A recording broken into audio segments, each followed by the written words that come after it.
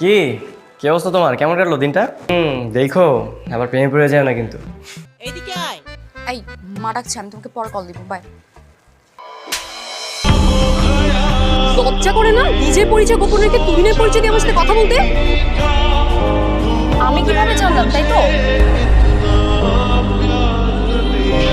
আচ্ছা, কিন্তু আশেপাশে কেউ নাই। ছোট ভাইয়ের গার্লফ্রেন্ড হয়ে তুমি এসব কি বলতেছো? তোমার গার্লফ্রেন্ড হতে যাবো না, কিন্তু তুমি ব্যস্ত ছিলে বলে আমাকে ওর সাথে